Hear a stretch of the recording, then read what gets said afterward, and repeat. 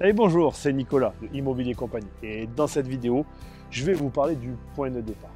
Et vous allez voir qu'en fait, bien, le point de départ, c'est quelque chose de super important. Et selon comment est votre point de départ, eh bien, votre aventure entrepreneuriale ou votre aventure en tant qu'investisseur ne sera pas du tout la même.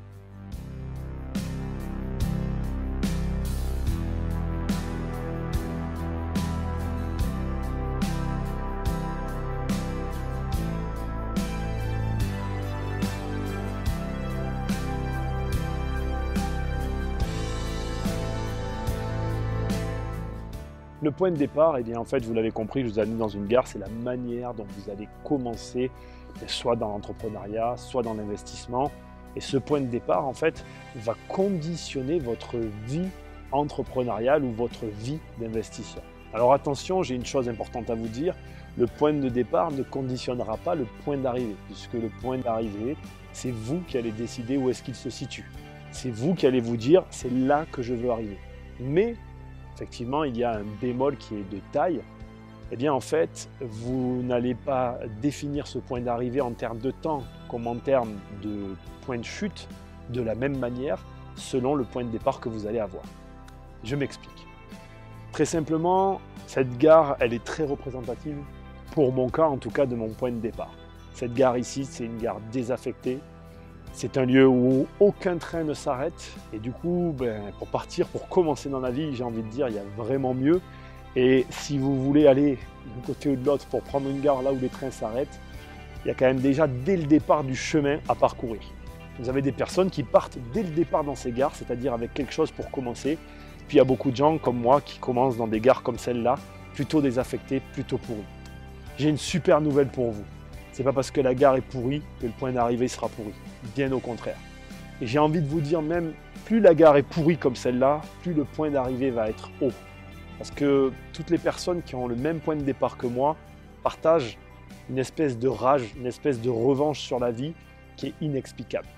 Et le chemin qu'on va faire pour aller jusqu'à cette gare, qui peut être là ou là, ce chemin-là, personne ne pourra nous l'enlever et personne n'a conscience de l'importance de ce trajet, qui souvent est le trajet le plus dur.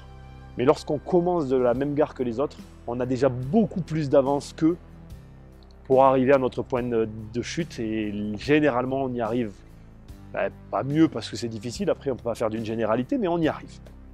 Alors, ok, vous êtes en train de vous dire, je vous explique un peu cette histoire, mais qu'est-ce que ça a à voir avec vous qui voulez investir ou vous qui voulez vous lancer? Bien déjà, il vous faut bien être au clair avec cette histoire de point de départ. Il y a des gens qui mentent sur leur point de départ parce qu'ils n'en sont pas fiers. Et c'est une erreur. Parce que si vous avez commencé avec des choses, vous devriez le dire. De la même manière, si vous n'avez commencé avec rien, on devrait aussi le dire. Et bizarrement, on a tous un peu honte. Cette vidéo, je la fais surtout pour vous dire une première chose. La première, c'est qu'il y a tout un tas de personnes qui veulent vous accompagner sur votre point d'arrivée, mais elles-mêmes ne sont pas au clair sur leur propre point de départ. Je m'explique.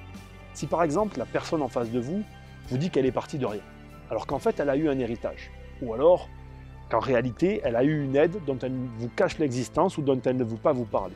Vous n'avez aucune chance d'arriver à votre point de destination avec une personne à côté de vous qui n'a pas vécu les épreuves que vous vous apprêtez à vivre. De la même manière, soyez au clair sur un point, ce n'est pas parce qu'une personne n'a pas vécu ces expériences qu'elle ne peut pas vous aider. Soyez juste sûr que si elle n'a pas l'expérience, elle compense par les connaissances. Et si les deux s'équilibrent, tout va pour le mieux. La deuxième chose que je veux vous dire, et qui n'est pas des moindres, c'est que on a souvent honte de notre point de départ, surtout quand il est comme celui-là, surtout quand il est désaffecté, et je sais de quoi je parle. On minimise ou on ne veut pas en parler, mais c'est pas là où on a le plus honte. C'est que généralement, les gens qui ont un point de départ bien pourri, eh bien ceux-là, ils vont avoir tendance à ne pas se féliciter de leur réussite, à ne pas mettre en avant leurs exploits. C'est une énorme qualité. Mais il vous faut aussi apprendre à accepter que parfois, la chute qu'on s'est fixée, le point d'arrivée que l'on veut atteindre, eh bien, ne sera peut-être pas aussi facile que prévu, ou bien simplement, peut-être qu'on sera un cran en dessous qu'on avait espéré. Alors attention, je ne fais pas partie de cela. J'aurais du mal à me contenter de la moitié de quelque chose. J'ai envie de tout avoir ou de revenir ici et de ne plus rien avoir. L'entre-deux, personnellement, j'ai un peu de mal. Mais je crois qu'on partage tous ce point de caractère. Alors, ce point de départ, pourquoi nous en parlons aujourd'hui? Je vous en parle aujourd'hui parce que c'est hyper important. Soyez au clair avec votre point de départ et définissez un point d'arrivée qui soit atteignable. Trop souvent, je vois des personnes qui veulent, dès le départ, atteindre des points d'arrivée qui sont en réalité la 4e, la 5e, la 6e ou la 7e étape. En partant d'une gare comme celle-là, le premier objectif, c'est d'arriver à une gare où les trains s'arrêtent.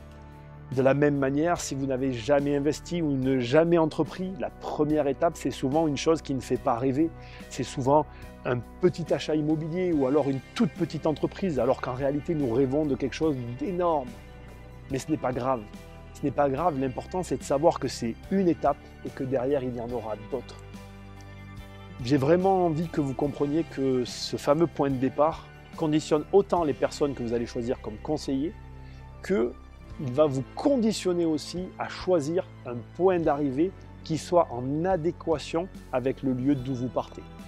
Mais il y a une chose hyper importante que je veux vraiment que vous gardiez en tête.